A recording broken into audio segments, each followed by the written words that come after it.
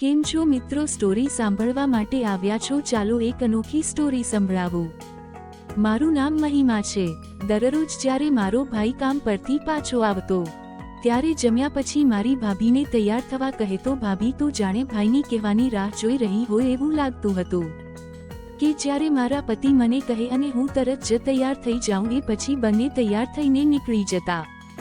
મારી માં મારા ભાઈને પૂછતી કે તું તારી પત્ની સાથે કયા જાય છે? તો ભાઈ એક જ વાત કહેતો હતો કે અમારા ગામમાં એક ચિત્તો આવ્યો છે, હું બતાવવા માટે તેને લઈ જઈ રહ્યો છું.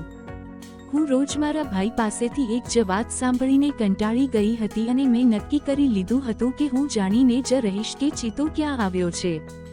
એક દિવસ હું આ વિશે જાણવા માટે મારા ભાઈની પાછળ ગઈ, પણ મેં કંઈ જોયું જેનાથી મારા હોશ ઉડી ગયા અને હું મારી આંખો પર વિશ્વાસ કરી શકી નહીં, કારણ કે ત્યાં તો એક દિવસ હું રોટી બનાવી રહી હતી. આજે જમતી વખતે ભાઈએ ફરી ભાભીને કહ્યું, સુનૈના, જલ્દી તૈયાર થઈ જા. આ સાંભળીમાં ફરી ગુસ્સામાં આવી ગઈ. ભાભી જે વાસણો ધોવા બેઠી હતી તે ફટાફટ કિચનમાંથી બહાર આવી અને હાથ ધોઈને તૈયાર થવા રૂમમાં ગઈ. માં બેડ પર બેઠી હતી. તેણે કહ્યું, દીકરા, તું તારી પત્નીને ક્યાં લઈ જાય છે?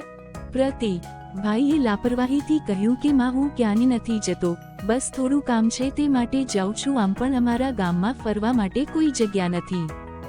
આજકાલ સીધા રસ્તા પર ચિત્તો આવ્યો છે. ગામના ઘણા લોકોએ તેને જોયો છે.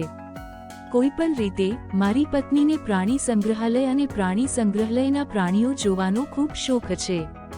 તમે અમને શહેરમાં જવા પરવાનગી આપી શકતા નથી, તેથી હું સુનૈનાને સીધા રસ્તા પર ચિત્તો જોવા લઈ જાઉં છું. ચિત્તો જોઈને તે બાળકની જેમ ખુશ થઈ જાય છે.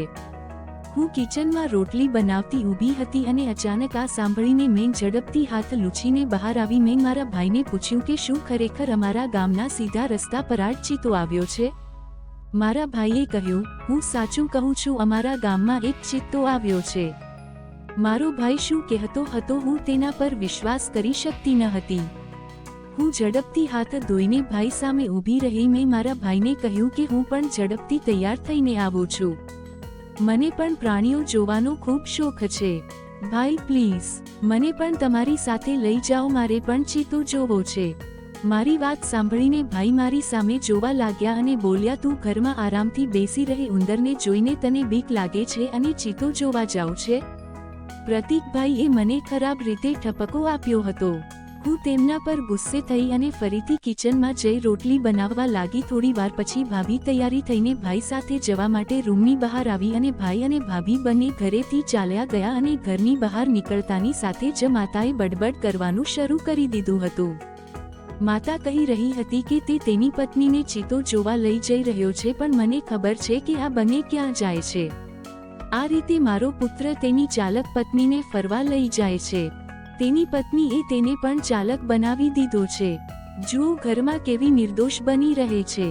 મારો દીકરો તેની ઈચ્છાઓનું પાલન કરે અને મારો પુત્ર હંમેશા તેની પત્નીનો ગુલામ બની રહે છે. મેં જોયું હતું કે જ્યારે પણ ભાઈ અને ભાભી ઘરે પાછા આવતા ત્યારે ભાભીની હાલત ખૂબ જ વિચિત્ર હોતી, પણ બંનેના ચહેરા પર ખુશી હોતી. ભાભી ઘરે આવતા જ આરામ કરવા તેમના રૂમમાં જતી. ત્યાર પછી જ્યારે પણ તે રૂમમાંથી બહાર આવતી ત્યારે તે એકદમ સારી લાગતી હતી. ભાઈના ચહેરા પર પણ વિચિત્ર સ્મિત હતું. હું આ વિચારીને પરેશાન થતી કે આવા ચિત્તા જેવા પ્રાણીને જોઈને ભાઈ ભાભીને ડર નથી લાગતો, પણ તેઓ તો તેને જોઈને ખુશ થઈ જાય છે. પ્રાણ કેમ માતા? પ્રતિક ભાઈ અને ભાભીને ખુશ જોઈને તે ગુસ્સે થઈ જતી. કદાચ એટલે જ ભાભી શરૂઆતથી જ મને પસંદ ન હતી. અમારા ઘરની વાત બીજા ઘરો જેવી જ છે.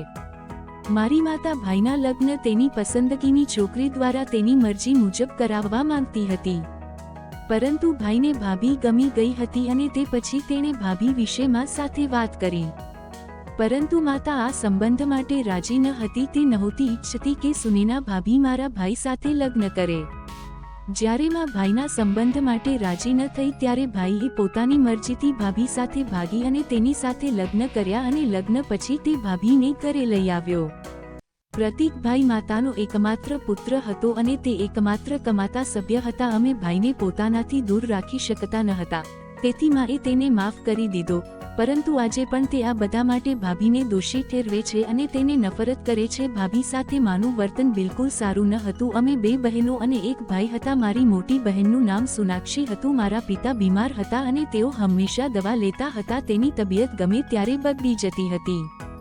અહીં માતા પિતાના કારણે ખૂબ જ ચિંતિત રહેતી હતી, કારણ કે મારા પિતા હંમેશા બીમાર રહેતા હતા અને તેમની દવાઓ પાછળ ઘણા પૈસા ખર્ચાતા હતા. માતાએ કહ્યું કે મારે એક જ દીકરો છે અને હું મારી મરજી મુજબ તેના લગ્ન કરીશ.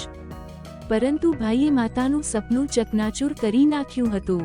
હું હજુ અભ્યાસ કરતી હતી. મારું ઇન્ટરમીડિયેટ પૂરું થવાનું હતું. હવે મારા ભાઈ અને ભાભીના લગ્નને 8 મહિના થવા છે.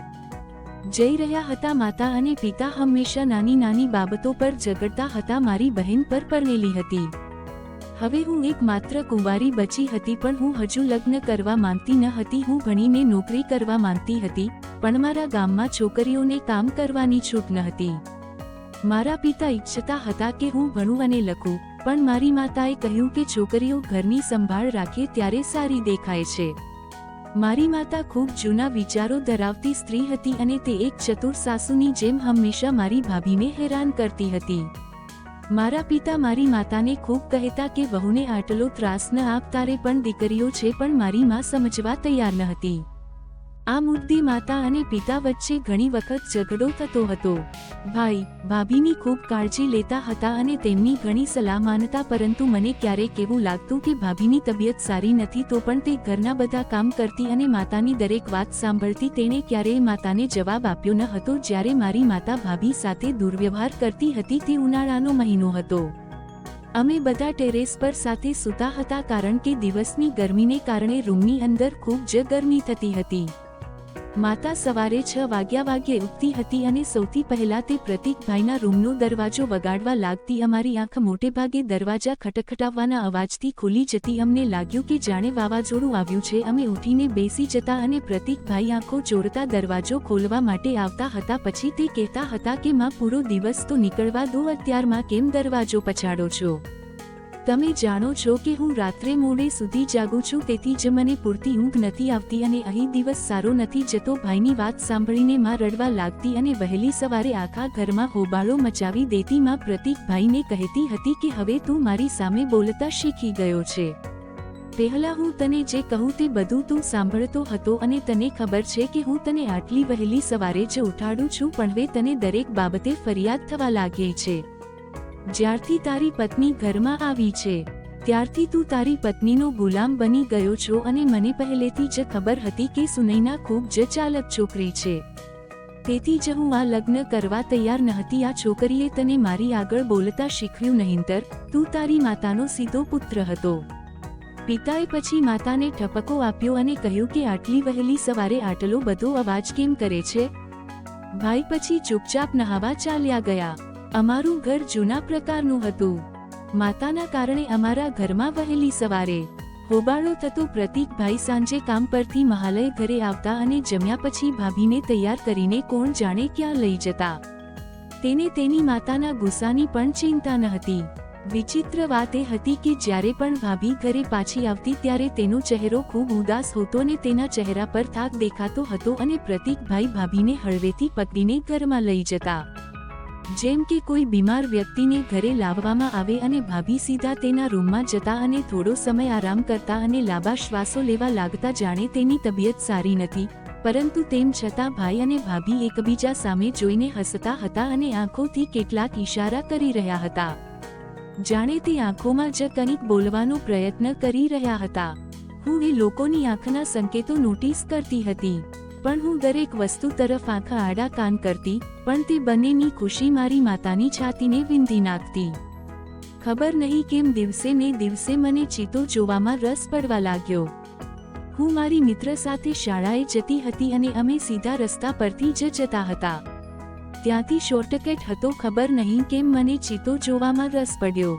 મેં મારી મિત્રને પણ આ વિશે કહ્યું હતું. કદાચ મારી કોઈ મિત્રએ ચિતાને જોયો હશે, પરંતુ કોઈ મિત્રને તેના વિશે ખબર ન હતી. મને ખૂબ જ આશ્ચર્ય થયું કે આટલી મોટી વાત હતી. અમારા ગામમાં ચિત્તો આવ્યો છે અને મારા મિત્રને કંઈ ખબર નથી. આવી વાતો અમારા ગામમાં આગની જેમ ફેલાઈ છે.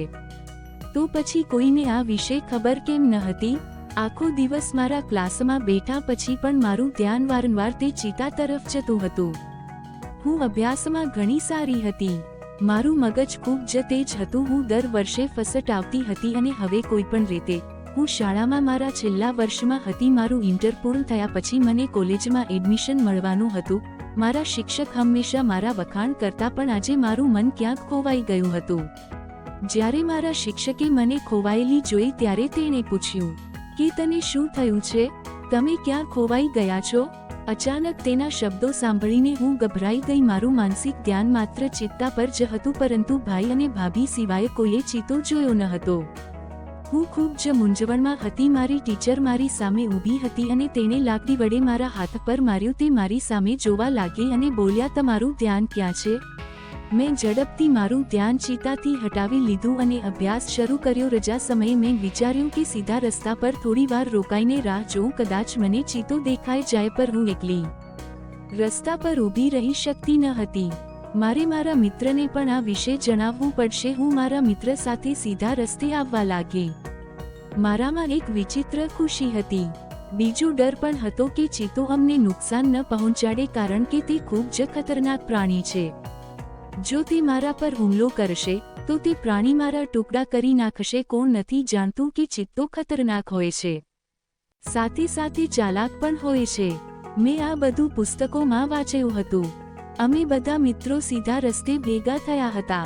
મેં મારા મિત્રને ત્યાં જ રહેવા કહ્યું, પણ મારા બધા મિત્રોને ઘરે જવાનું હતું. તેને મોડું થઈ રહ્યું હતું, તેથી તે નીકળી ગઈ અને હું પોતે એકલી ઊભી રહીને ત્યાં રાહ જોવા લાગી. મને ત્યાં ઊભા રહીને ઘણો સમય થઈ ગયો હતો. હું આસપાસ જોઈ રહી હતી.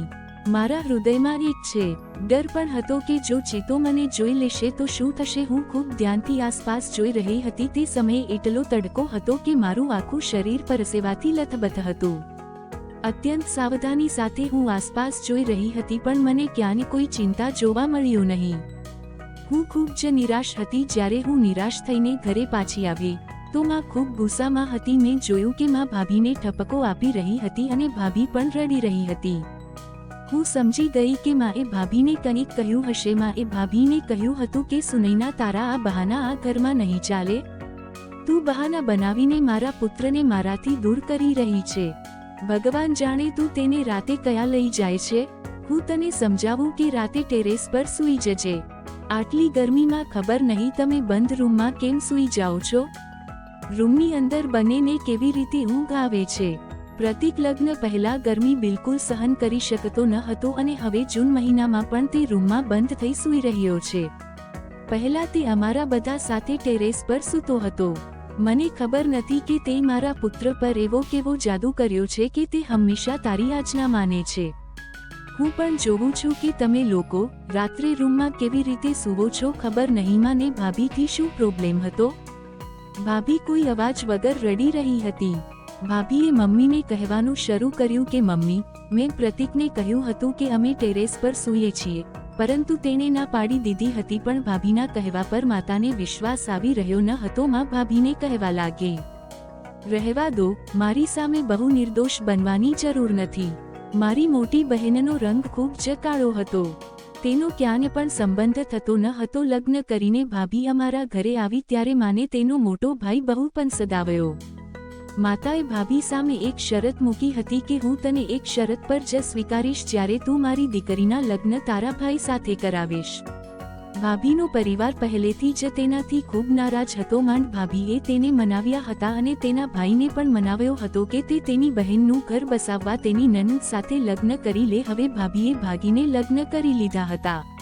તે ભાભી પર બહુ ગુસ્સે હતા, પરંતુ ભાઈ બહેન વચ્ચેનો સંબંધ ખૂબ જ પ્રેમથી સર્જાયો છે. તેથી બહેનનું ઘર બચાવવા અને તેને ખુશ જોવા તેને ભાભીને માફ કરી દીધી અને મારી મોટી બહેન સાથે લગ્ન પણ કર્યા. ભાભીનો ભાઈ મારી બહેનનું બહુ ધ્યાન રાખતો હતો. તે હંમેશા તેની સૂચનાઓનું પાલન કરતો હતો. જ્યારે મારી બહેનનો રંગ ઘણો કાળો હતો, આ કારણે તેમના સંબંધો આવતા ન હતા, પરંતુ લગ્ન પછી તે મારી બહેનને ખૂબ પ્રેમ કરવા લાગ્યો. મારી મોટી બહેન ખૂબ જ સરસ હતી અને તેનું વર્તન ખૂબ જ સારું હતું, પરંતુ મારી માતાએ તેની આદત બગાડી હતી. માતા રોજ ફોન પર તેની સાથે વાત કરતી અને કહેતી કે હંમેશા પતિને કાબૂમાં રાખવો અને અહીં ભાભીને હેરાન કરતી. જો કે ભાભી સવારે વહેલા ઉઠીને ઘરના કામકાજ કરતી હતી. સવાર પડતા જ તેણે બધા માટે નાસ્તો બનાવવાનું, ઘર સાફ કરવાનું અને બપોરના ભોજનની તૈયારી કરવાનું મોટા ભાગનું કામ ભાભી જ કરતી, જ્યારે માતા તો પિતાનું થોડું જ કામ કરતી. હું ખુશ હતી કે આ બધામાં મારી માતા આટલા મોડા ઘરે આવવા બદલ મારા પર ગુસ્સે ન હતી. કોઈનું મારા પર ધ્યાન ન હતું. પ્રતીકભાઈ નાસ્તો કરીને ચૂપચાપ પોતાના રૂમમાં ગયા. સવારે તે તેની દુકાને જવા માટે ઘરેથી નીકળી જતો અને પછી સાંજે જ ઘરે પાછો આવતો. ગરમીમાં હું કોલેજથી આવી હતી અને આવતાની સાથે જ હું નહાવા ગઈ. ઠંડા પાણીથી સ્નાન કર્યા પછી મને થોડી રાહત મળી. તે સમયે ભાભી તેના રૂમમાં બેઠા હતા. હું ભાભીના રૂમમાં ગઈ. તે જમતા જમતા રડી રહી હતી. હું તેની પાસે બેઠી. તેણે મને જમવાનું પણ કહ્યું, પરંતુ મેં તેને ના પાડી અને કહ્યું, ભાભી, તમે ભોજન લો, તમારી તબિયત સારી નથી લાગતી? તેણે કહ્યું, તમે સાચું કહો છો, મારી તબિયત સારી નથી. મારી ભાભીને આવી હાલતમાં જોઈને હવે મને મારી માના વર્તનની ચિંતા થવા લાગી. મેં ભાભીને આશ્વાસન આપ્યું કે માને આવી કડવી વાતો કહેવાની આદત છે. તમે તેમની વાતને દિલ પર ન લો. મારા તરફથી થોડી સહાનુભૂતિ મળતા ભાભીએ બોલવાનું શરૂ કર્યું અને કહ્યું, હું કંઈ પણ કરું તો પણ મારી સાસુનું વર્તન મારા માટે ક્યારેય સારું થતું નથી. મેં કહ્યું, ભાભી, માતાની વાત પર ધ્યાન ન આપો. એક કાનેથી સાંભળો અને બીજા કાનેથી બહાર કાઢો. મારી વાત સાંભળીને તેને રાહત થઈ. પછી મેં મુખ્ય મુદ્દા વિશે વાત કરી. મેં મારી ભાભીને પૂછ્યું, ભાભી, તમે કયા રસ્તા પર ચિત્તો જોયો હતો? મને તો ક્યાંય પણ દેખાયો નહીં. હું લગભગ 1 કલાક સુધી એ રસ્તા પર ઊભી રહી અને આસપાસ જોઈને પાછી આવી ગઈ છું. મારી વાત સાંભળી ભાભીના ચહેરાનો રંગ ઉડી ગયો. તે કહેવા લાગી, તમને ત્યાં ઊભું રહેવાનું કોને કહ્યું હતું? તમે નાના છો. જો તમારા પર હુમલો થશે તો અમારું શું થશે? મેં મારી ભાભી તરફ ધ્યાનથી જોયું. તે પાતળી હતી અને મારી તબિયત ભાભી કરતાં થોડી સારી હતી. મેં કહ્યું, ભાભી, તમે પણ કયા બહુ બહાદુર છો. તમે પણ કર ચિતાને દૂરથી જોઈને આવો છો ને? હું પણ દૂરથી જોઈ લઈશ. મને માત્ર એક આ મોટો શોખ છે. તેથી મને પણ રાતે તમારી સાથે લઈ જજો. મેં જે કહ્યું તેનાથી ભાભી પરેશાન હતી. તેને કહ્યું, આ વાત તમે તમારા ભાઈ સાથે કરી લેજો, જે રીતે તેઓએ મને ટાળી હતી. હું અમ્માની વાત સાચી માનવા લાગી હતી કે ભાભી ભાઈના કાન ભરે છે, નહીંતર તેને શું વાંધો કે તેની સાથે હું પણ ચિતાને જોઈ લઉં. પણ મને જે શંકા હતી તે જ થયું. ભાભીના કહેવાથી ભાઈ મારા પર વરસી પડ્યો અને કહ્યું કે હું તને મારી સાથે નહીં લઈ જઈશ. હવે મને પણ મારી ભાભી પર ગુસ્સો આવ્યો. પછી મારા મગજમાં એવો આઈડિયો આવ્યો કે મારા હોશ ગુમાવવા લાગી. ખબર નહીં આ કેવો ચિત્તો છે કે ભાઈ ભાભીને બતાવવા માટે રાત્રે લઈ જાય છે અને આ ચિત્તો તેમને જ દેખાય છે. નહીં તો આખા ગામમાં કોઈએ આ જોયું નથી. રાત્રે ફક્ત મારા ભાઈ અને ભાભી જ જોવા જાય છે. ચિતાને જોયા પછી ભાભીનું શું થાય છે કે જેઓ ઘરે પાછા ફરે છે તો તેઓ ખૂબ થાકેલા લાગે છે અને તેમની તબિયત સારી લાગતી નથી. અને ભાઈ મને પકડીને લાવે છે અને પછી એકબીજાને જોઈને તેઓ વિચિત્ર સ્મિત સાથે વાત કરવાનું શરૂ કરે છે. તો આ ચિત્તો ફક્ત ભાઈ અને ભાભીને જ કેમ દેખાય છે? બાકીના કોઈએ ક્યારેય આ ચિતા વિશે વાત પણ કરી ન હતી.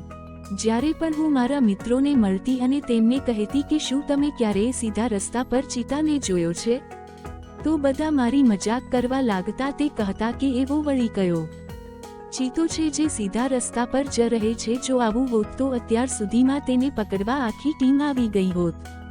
કારણ કે આવા ખતરનાક પ્રાણીને ક્યારેય મુક્ત છોડી શકાય નહીં. લોકો પોતાનો જીવ બચાવવા અત્યાર સુધીમાં આ ગામમાંથી ભાગી ગયા હોત. કા પછી ચિત્તો પકડાઈ ગયો હોત. તે સાચું હતું કે બીજા કોઈને ચિત્તો કેમ દેખાતો ન હતો? હવે મારી અંદરનો જાસૂસ જાગી ગયો હતો. મારે ફક્ત આ રાજ જાણવો હતો કે ભાઈ અને ભાભી દરરોજ આવા સમયે કયા જાય છે. તે પણ માતાના ના પાડવા છતાં હવે હું મારા મનમાં મક્કમ હતી કે હું સત્ય બહાર લાવીને જ રહીશ. હજુ હું આ વિચારી રહી હતી કે મારી મોટી બહેન રડતી રડતી અમારા ઘરે આવી પહોંચી. તેનો તેના પતિ સાથે મોટો ઝઘડો થયો હતો અને તેને મારી બહેનના ચહેરા પર થપ્પડ મારી હતી. હવે બીજું તોફાન અમારા ઘર પર આવી ગયું હતું. થોડા દિવસ રોકાયા પછી બહેન કહેવા લાગી કે પ્રતીક પણ 2-3 થપ્પડ મારી અને સુનૈનાને આ ઘરમાંથી કાઢી નાખે. આ સાંભળીને ભાઈને આઘાત લાગ્યો, કારણ કે ભાઈ અને ભાભી એકબીજાથી ખૂબ ખુશ હતા. ભાઈએ કહ્યું કે તમારી આ વાતમાં મારો અને સુનૈનાનો શું વાંક? આટલું કહેવું હતું કે માં તો ભાઈના પાછળ પડી ગઈ કહેવા લાગી, હા, તમારી પત્ની બહુ નિર્દોષ છે, આ બધો દોષ મારી દીકરીનો છે, મારે મારી દીકરીના લગ્ન તેના ભાઈ સાથે કરવા જોઈતા જ ન હતા, મને ખબર ન હતી કે તે મારી દીકરી પર અત્યાચાર કરશે અને તેના પર હાથ ઉઠાવશે. ભાઈ બોલવા લાગ્યા, આ તમારી દીકરીએ જ કંઈક ખોટું કર્યું હશે જેના કારણે તેના પતિએ તેના પર હાથ ઉપાડ્યો હશે, નહીં તો આમ જ કોઈ કોઈના પર હાથ ઉપાડતું નથી. માં કહેવા લાગી, તને તારી બહેનની તકલીફનો ખ્યાલ નથી? આ સાંભળીને પિતાજી પણ ગુસ્સે થઈ ગયા. તેમણે પણ માને ઠપકો આપ્યો અને કહ્યું, પ્રતીક સાચું કહે છે, તું તારી દીકરી સાથે રોજ ફોન પર વાત કરતી હતી અને તેને સમજાવતી હતી કે પતિને કાબૂમાં રાખજે. તારી દીકરીએ તારી વાત માનીને ઘરમાં ઝઘડો કર્યો હશે, ત્યારે જ તેના પતિને આ અંગે હાથ ઉપાડવાની ફરજ પડી હશે. પછી આ બાબતે માતા અને પિતા વચ્ચે મોટો ઝઘડો થયો. અમારું ઘર એક પ્લેટફોર્મ બની ગયું હતું જ્યાં રોજ ઝઘડા થતા હતા. હવે દીદી અને માનું કહેવું હતું કે ભાભીને આ ઘરમાં ત્યારે જ રહેવા દેવામાં આવશે જ્યારે તે તેના ભાઈને કહેશે કે તે મારી દીકરી પાસે માફી માંગે અને તેને પોતાની સાથે લઈ જાય. ભાઈ બહુ પરેશાન હતા કે આ વરી કેવી જીદ હતી. આ બધામાં મારા ભાઈ અને ભાભીનો વાંક ન હતો. ભાઈ ભાભી સામે જોઈ રહ્યા હતા અને ભાભીની રડી રડીને હાલતી ખરાબ થઈ ગઈ હતી. તેને આગળ વધીને માતાને કહ્યું કે હું બહેન માટે દુઃખી છું, પણ હું ભાઈની સજા કેમ ભોગતું?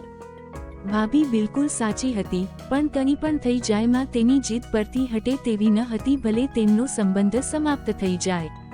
પિતાના ઠપકાની પણ માતા પર કોઈ અસર ન થઈ. પ્રતીકભાઈએ ભાભી પર હાથ તો ન ઉપાડ્યો, પરંતુ તેને સામાન પેક કરવાનું કહ્યું. તેને કહ્યું, સુનૈના, તમારો સામાન પેક કરો, હું તારા માતા પિતાના ઘરે છોડી જાઉં છું. ભાભી ગુસ્સે થઈને કહેવા લાગી, તમે મને શેની સજા આપી રહ્યા છો? ભાઈએ આંખો નીચી કરી લીધી હતી. ભાઈ માતાને ના પાડી શકતા ન હતા. માતાને ફક્ત લડવાની તક જોઈએ હોતી. માં કહેતી કે જો હું મારી પસંદગીની છોકરીને ઘરમાં લઈ આવી હોત તો તે મારા ઘરને સ્વર્ગમાં ફેરવી દેત. મેં તેના નકામા ભાઈને મારી દીકરી સાથે પરણાવી દીધો. જો મેં મારી દીકરીનું ઘર બીજે ક્યાંક બાંધ્યું હોત તો તે સુખી હોત. માએ રડી રડીને તેની હાલત ખરાબ કરી દીધી હતી. બીજી તરફ આવી વાતો સાંભળીને પિતાનો ગુસ્સો વધી ગયો હતો. સુનૈના ભાભીએ પોતાનો સામાન પેક કર્યો અને રડતી રડતી ઘરની બહાર નીકળી ગઈ, કારણ કે લડાઈ તલાક સુધી પહોંચી ગઈ હતી. કારણ કે માતાની શરત હતી કે જો તારે તારી બહેનનું ઘર ન બચાવવું હોય તો તારે તારી પત્નીને છૂટાછેડા આપવા પડશે, પરંતુ ભાઈ ભાભીને કોઈ પણ સંજોગોમાં છોડી શકે તેમ ન હતો. હવે આ બાબતે ઘરમાં રોજ ઝઘડા થવા લાગ્યા. રાત્રે અચાનક મેં મારી આંખ ખોલી અને જોયું તો ભાઈના રૂમનો છે. દરવાજો ખુલ્લો હતો અને તે તેના રૂમમાં હાજર ન હતો. બહારનો દરવાજો ખોલી તે ઘરની બહાર નીકળી ગયો હતો. હું વિચારતી હતી કે આજે ભાભી પણ ઘરે નથી તો ભાઈ આ સમયે ક્યાં ગયા હશે, પણ એક દિવસની વાત ન હતી. હવે ભાઈ રોજ રાત્રે ઘરની બહાર નીકળતા. આ વખતે મેં મારા ભાઈનો પીછો કરવાનો નિર્ણય લીધો. ભાઈના બહાર જતા જ હું ઝડપથી દુપટ્ટો લઈને ઘરની બહાર નીકળી ગઈ. મા પિતા ગાઢ ઊંઘમાં હતા. શેરીઓમાં ગાઢ શાંતિ હતી. મેં જોયું કે ભાઈ ભાભીના ઘર તરફ જઈ રહ્યો હતો, કારણ કે ભાભીનું ઘર પણ અમારા ઘરથી થોડે દૂર હતું. આ સમયે તે ભાભીના ઘરે કેમ જતા હતા? મને બીક લાગતી હતી કે જો ભાઈ મને તેમની પાછળ આવતા જોશે તો મારી પીટાઈ થશે. મેં વિચાર્યું કે ભાઈ ભાભીને ચીતો દેખાડવા લઈ જતો હશે. પહેલા ભાઈ ભાભીના ઘરે ગયો. મેં જોયું કે ભાભી દરવાજા પર ભાઈની રાહ જોઈને ઊભી હતી. તેણે પોતાનો ચહેરો છુપાવ્યો હતો. પછી બંને હાથ પકડીને ચાલવા લાગ્યા. હું પણ તેની પાછળ ચાલી રહી હતી. બંને સીધા રસ્તા પર ચાલવા લાગ્યા. હું એ બંનેની પાછળ ગઈ અને સીધા રસ્તે ચાલવા લાગી. મને ડર હતો કે ચીતો ક્યાંકથી આવી ડર જશે તો પછી હું મારો બચાવ કેવી રીતે કરી શકીશ? ખબર નહીં ભાઈ અને ભાભી ક્યાં જઈ રહ્યા હતા. ચાલતા ચાલતા અમે ઘણા દૂર આવી ગયા હતા. મેં આ રસ્તો પણ જોયો ન હતો. મને પણ બીક લાગતી હતી, પણ હું એ જોવા માંગતી હતી કે આ બંને ક્યાં જઈ રહ્યા છે અને આટલી મોડી રાત્રે તેમના આ સ્થળ છોડવાનો અર્થ શું છે? રસ્તો ઘણો લાંબો હતો. ચાલતા ચાલતા અમે ઘણા દૂર આવી ગયા હતા. પછી અચાનક મને કંઈક હલનચલનનો અનુભવ થયો. મને બીક લાગતી હતી કે કદાચ ચીતો ન આવી ગયો હોય. મેં પાછળ જોયું તો દૂરથી એક કાર આવી રહી હતી. મારામાં જીવ આવ્યો, પણ એ જોઈને મને નવાઈ લાગી કે તે બંને એક સરકારી દવાખાનામાં ચાલ્યા ગયા હતા અમારા ગામની બહાર થોડે દૂર સરકારી દવાખાનું હતું. ભાઈ અને ભાભી સરકારી દવાખાનાની અંદર ગયા તો હું પણ અંદર ગઈ ત્યારે નર્સે મને રોકી અને પૂછ્યું કે મારે શું કામ છે. મેં દુપટ્ટા વડે મારો ચહેરો છુપાવ્યો હતો પણ અચાનક ભાઈ અને ભાભીએ પાછળ ફરીને જોયું તો બંને મને ઓળખી ગયા. હું ચોંકી ગયા અને ભાઈ અને ભાભીની સામે મારું બધું સત્ય જાહેર થયું. ભાઈ અને ભાભીએ નર્સને કહ્યું કે આ છોકરી અમારી સાથે છે કારણ કે રાતના સમય દરમિયાન હોસ્પિટલના સ્ટાફે પણ સતર્ક રહેવું પડે છે કે કોઈ ખોટો વ્યક્તિ હોસ્પિટલમાં દાખલ ન થાય. મને ભાઈથી બહુ ડર લાગતો હતો. ભાઈ મારી નજીક આવ્યા અને મારી સામે જોવા લાગ્યા. મેં મારી આંખો નીચી કરી હતી કારણ કે ભાઈ સમજી ગયા હતા કે હું બંનેનો પીછો કરી રહી છું. ભાઈએ મને ઠપકો આપ્યો અને કહ્યું કે તું અહીં શું કરે છે? મેં ભાઈને કહ્યું કે હું તમારો પીછો કરતી હતી. મને તમે ઘરે હાજર ન મળ્યા તેથી હું અહીં સુધી તમારી પાછળ આવી છું. હવે મને કહો કે તમે બંને અહીં આ હોસ્પિટલમાં શું કરવા આવ્યા છો? ભાઈ અને ભાભી એકબીજાના મોં સામે જોવા લાગ્યા. પછી ભાભીએ ભાઈને કહ્યું કે હવે તે અમારી પાછળ અહીં આવી છે તો આપણે તેને બધું કહી દેવું જોઈએ. મને બહુ નવાઈ લાગી. ભાઈ ભાભી સામે જોઈ રહ્યો હતો. હું ભાભીની આંખોમાં આંસુ જોઈ શકતી હતી. ભાઈએ કહ્યું, હવે તું મને કે અમારા ઘરમાં માં જે રોજ હંગામો કરે છે એમાં મારો અને તારી ભાભીનો શું વાંક છે? માં ઈચ્છે છે કે મારે મારી બહેનની ખાતર મારી પત્નીને છૂટાછેડા આપી દેવા જોઈએ પણ હું એવું કરી શકતો નથી કારણ કે બહેનના લગ્ન સુનૈનાના ભાઈ સાથે માએ બળજબરીથી કરાવ્યા હતા. જોકે સુનૈનાનો ભાઈ લગ્ન કરવા તૈયાર ન હતો પરંતુ તે માત્ર તેની બહેન માટે લગ્ન કરવા તૈયાર થયો. હવે જ્યારે તે તેના પતિ સાથે લડી અને અમારા ઘરે આવી હોય તો તેમાં પણ સુનાનાનો કોઈ વાંક નથી અને સજા મને અને સુનાનાને જ આપવામાં આવે છે. તને ખબર છે હું તારી ભાભીને કેટલો પ્રેમ કરું છું. હું તેનાથી દૂર રહી શકતો નથી અને આજે પહેલીવાર હું અહીં નથી આવ્યો.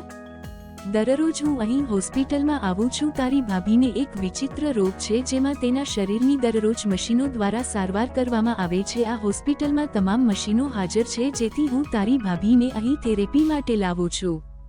હું જાણું છું કે માતા અમને ક્યારેય સાથે ફરતા જોઈ શકશે નહીં એટલે હું ઘરે ચિતાનું બહાનું કરી અહીં લાવું છું. જો મેં સુનૈનાની બીમારી વિશે માને જણાવ્યું તો માતા સુનૈનાને વધુ પરેશાન કરતી અને કહેતી કે બીમાર હોવા છતાં તે તેના પુત્રની સાથે બંધાયેલી છે.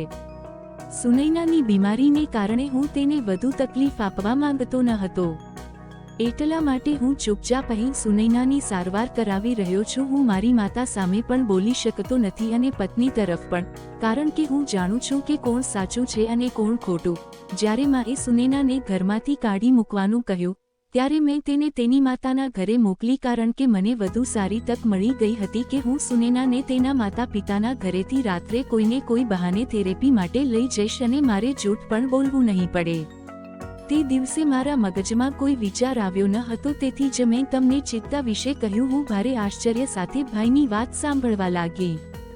મેં કહ્યું, ભાઈ હું તમારી પાછળ એટલા માટે આવી કે મને થયું તમે ભાભીને ચિતો દેખાડવા લઈ જાઓ છો કારણ કે અમારા ગામમાં ચિતો છે. તે સાંભળીને મને પણ આનંદ થયો અને હું પણ તે ચિતાને જોવા માંગતી હતી પણ જ્યારે તમે આખો સીધો રસ્તો ક્રોસ કર્યો ત્યારે હું સમજી ગયો કે તમે બીજે ક્યાંક જઈ રહ્યા છો. પણ ભાભી લાંબા સમયથી સારવાર હેઠળ હતા. ભાઈએ કહ્યું કે તારી ભાભીના શરીરમાં એક વિચિત્ર રોગ પેદા થયો છે જે એટલી મોટી નથી પરંતુ તેના માટે થેરેપી કરવી ખૂબ મહત્વપૂર્ણ છે જેથી કરીને જ્યાં સુધી આ રોગ મૂળમાંથી નાબૂદ ન થાય ત્યાં સુધી અને તે છેલ્લા 4 મહિનાથી ચાલી રહ્યો છે અને સારવારમાં લગભગ 1 મહિનો બાકી છે. તે પછી હું સુનૈનાને તેના માતા પિતાના ઘરેથી લઈ જઈશ અને બીજા કોઈ ઘરમાં શિફ્ટ થઈ જઈશ કારણ કે ત્યાં રહેતા માતા અમને ક્યારેય શાંતિથી રહેવા દેશે નહીં. હું ફરીથી મારા ઘરે પાછો જઈશ નહીં કારણ કે જો આપણા ઘરમાં દરરોજ ઝઘડા આમ જ ચાલ્યા તો સુનૈના દિવસે ને દિવસે વધુ બીમાર થતી જશે. જ્યારે થેરેપી થાય છે ત્યારે સુનૈના ખૂબ જ પરેશાન થઈ જાય છે અને તેનું શરીર થાક અનુભવવા લાગે છે. હું તેને પકડીને લઈ આવું છું અને ખુશી અનુભવું છું કે થોડા દિવસોની વાત છે પછી તે સંપૂર્ણપણે ઠીક થઈ જશે. મેં મારા ભાઈ પાસે માફી માંગી અને કહ્યું, કૃપા કરીને મને માફ કરો ભાઈ, મારે તમારી પાછળ આ રીતે આવવું જોઈતું ન હતું અને તેના બદલે મારે તમને આ આખી વાત વિશે પૂછવું જોઈતું હતું. ભાઈએ કહ્યું, કોઈ વાંધો નહીં, ફક્ત તું અમારા માટે પ્રાર્થના કરો કારણ કે માતાએ મને અને મારી પત્ની પર ખૂબ અત્યાચાર કરવાનું શરૂ કરી દીધું છે. ભાભીની થેરપી શરૂ થઈ ગઈ હતી. ભાભીની થેરાપી જોયા પછી મને ડર લાગવા લાગ્યો કારણ કે તે ચીસો પાડી રહી હતી. આ એક એવી થેરેપી હતી જેમાં શરીરનું ગંદુ લોહી બહાર કાઢવામાં આવતું, જેથી ભાભીને જે પણ રોગ થતો હોય તે તમામ રોગ તેના ગંદા લોહીથી જતો રહે. પછી અમે ભાભીને તેના માતાપિતાના ઘરે લઈ ગયા હતા. મેં જઈને પપ્પાને બધી વાત કહી, કારણ કે તે એકમાત્ર એવા હતા જે માતા અને બહેનને કાબૂમાં રાખી શકતા હતા અને ભાઈને ઘરે બોલાવી શકતા હતા. પિતાએ માતાને ખૂબ ઠપકો આપ્યો અને કહ્યું કે જો મારો પુત્ર તેની પત્ની સાથે ઘરે નહીં આવે તો હું તને આજે છૂટાછેડા આપી દઈશ. મા પાસે હવે કોઈ રસ્તો બચ્યો ન હતો, એટલા માટે તેણે પોતાની જાતને શાંત કરી, કારણ કે પિતા હંમેશા ભાભીને સાચા માનતા હતા અને તે આ મુદ્દે માતા સાથે ઝઘડો કરતા હતા. દીદીને પણ ઠપકો આપીને તેના સાસરે મોકલવામાં આવી હતી. પિતાએ બહેનને ખૂબ ઠપકો આપ્યો કે તેણે માતાની વાત માનીને પોતાનું ઘર ક્યારેય બગાડવું નહીં, કારણ કે માતાના કહેવા પર બહેન દર વખતે તેના પતિ સાથે ઝઘડતી હતી, કારણ કે માનું કહેવું હતું કે પતિને પલ્લુથી બાંધી રાખવો જોઈએ. જ્યારે તે ત્રાસ આપતી હતી, ભાઈ ભાભીને એકબીજા સાથે ખુલીને વાત પણ કરવા દેતી ન હતી. થોડા દિવસો પછી ભાભી ઘરે આવી. માતાનું વર્તન ધીમે ધીમે ભાભી સાથે સારું થઈ ગયું, કારણ કે પિતાએ માતા પર વધુ પડતી શક્તિ રાખવાનું શરૂ કર્યું હતું. તે માતાને ઠપકો આપતા હતા. પહેલા પણ તે માતાને ખૂબ ઠપકો આપતા હતા, પરંતુ તેને માતા સાથે વધુ વાત કરવાનું પસંદ હતું, કારણ કે માતાએ ક્યારેય કોઈનું સાંભળ્યું ન હતું. પરંતુ હવે પિતાએ નક્કી કર્યું હતું કે જો તેને તેના પુત્રને ઘર સારું કરવું હોય તો તેણે તેની પત્નીને નિયંત્રિત કરવી પડશે. માતા એકદમ સારું કરી રહી છે. ભાભી અને ભાઈની લાઈફ પણ ખૂબ સારી રીતે ચાલી રહી છે. હું બહુ ખુશ છું. મારો સુખી પરિવાર જોઈને હવે અમારા ઘરમાં ઝઘડા ઘણા ઓછા થઈ ગયા છે. બીજી તરફ બહેન સાસરિયાના ઘરે ખૂબ ખુશ છે, કારણ કે પિતાએ માતા પાસેથી મોબાઈલ છીનવી લીધો છે અને પુત્રી ઘરે આવે ત્યારે જ તેની સાથે વાત કરવાનું કહ્યું છે. ફોન પર ખોટી વાતો કરીને દીકરીને સાસરિયા વિરુદ્ધ કરવી નહીં. હું તમને વિનંતી કરું છું કે તમારી દીકરીઓને હંમેશા તેમના સાસરિયાના ઘરે બેસવાની અને તેમના સાસરિયાઓને સમજવાની સલાહ આપે અને ક્યારેય મારી માતા જેવા ન બને. અને જો એવું હોય તો તમારી પુત્રવધૂને તે જ કરવા દો જે તે તમારી દીકરીઓ તેના સાસરિયાઓ સાથે કરે છે. તેથી દરેક સાથે ખુશ રહો અને એકબીજાને પ્રેમ કરો, પ્રેમ જાળવો, જેથી આપણી નફરતને કારણે કોઈ છુપી રીતે ખોટું પગલું ન ભરે. આવી જ સ્ટોરી સાંભળવા માટે ચેનલને સબસ્ક્રાઇબ કરજો મિત્રો. ધન્યવાદ.